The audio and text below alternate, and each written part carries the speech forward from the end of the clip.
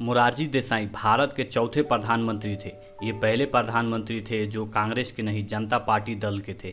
इनका कार्यकाल इंदिरा गांधी के बाद शुरू हुआ, जो कि 1977 से लेकर 1979 तक प्रधानमंत्री रहे।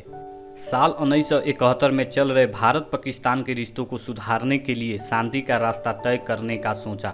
ये एकमात्र भारतीय है जिन्हें भारत का भारत रत्न और पाकिस्तान का निशान एन पाकिस्तान दोनों ही देशों का सर्वोच्च सम्मान से नवाजा गया। मोरारजी देसाई का जन्म 19 फरवरी 1896 को गुजरात के भदौली नामक स्थान पर हुआ था। इनका संबंध एक ब्राह्मण परिवार से था। उनके पिताजी रणछोड़जी देसाई स्कूल टीचर थे। इनकी स्कूली शिक्षा संत भूषार सिंह हाई स्कूल से हुई और आगे की कॉलेज की पढ़ाई मुंबई के विल्सन कॉलेज से पूरे किए। इनका पारिवारिक जीवन बहुत कठिनाइयों से गुजरा। जिनके 8 भाई बहन थे, जिसमें मोरारजी देसाई सबसे बड़े थे। 16 वर्ष की आयु में 1911 में इनका विवाह गुजरा बहन से हो गया। मोरारजी देसाई सिविल की परीक्षा में पास हुए। 1918 में सिविल सर्विस शुरू कर दिए। 12 वर्ष तक डिप्टी कलेक्टर के पद पर कार्यरत रहे। गुजरात में डिप्टी कलेक्टर के पद पर कार्य के दौरान मोरारजी देसाई महात्मा गांधी और बाल गंगाधर तिलक के संपर्क में आए, जिनसे मिलने के बाद वो उनसे बहुत प्रभावित हुए। मोरारजी देसाई को कांग्रेस में अड़ियल नेता भी कहा जाता था। साल 1929 में सरकारी नौकरी छोड़कर भारत की स्वतंत्रता की लड़ाई में हिस्सा लिए और 1930 में मोरारजी देसाई स्वतंत्रता की लड़ाई के दौरान 3 बार जेल गए। साल 1937 में गुजरात प्रदेश कांग्रेस का अध्यक्ष बना दिया गया। इसके बाद इन्होंने गुजरात में भारतीय युवा कांग्रेस का गठन किया। मोरारजी देसाई को सरदार वल्लभ भाई पटेल ने इस युवा कांग्रेस का अध्यक्ष बना दिया।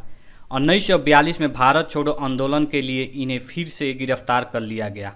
मोरारजी देसाई मुंबई में सन 1946 में इन्हें कर मंत्री और गृह मंत्री बनाया गया। 1952 में इन्हें मुंबई का मुख्यमंत्री बनाया गया। साल 1964 में जवाहरलाल नेहरू के स्वर्गवास के बाद जब इंदिरा गांधी ने सत्ता संभाली, तब मोरारजी देसाई को उप प्रधानमंत्री की जगह मिली।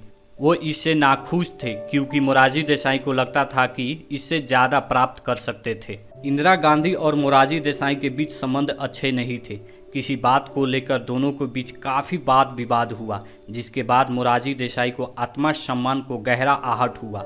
वैचारिक मतभेद इतना बढ़ गया था कि साल 1969 में कांग्रेस पार्टी के 2 टुकड़े हो गए।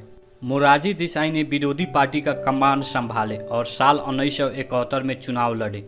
इन्होंने इंदिरा गांधी के खिलाफ याचिका दायर की, जिसके तहत इंदिरा गांधी को चुनाव से दूर रहने को कहा गया। साल 1977 के चुनाव के परिणाम स्वरूप जनता पार्टी को बहुमत मिला और देश में पहली बार गैर कांग्रेस सरकार ने सत्ता संभाला।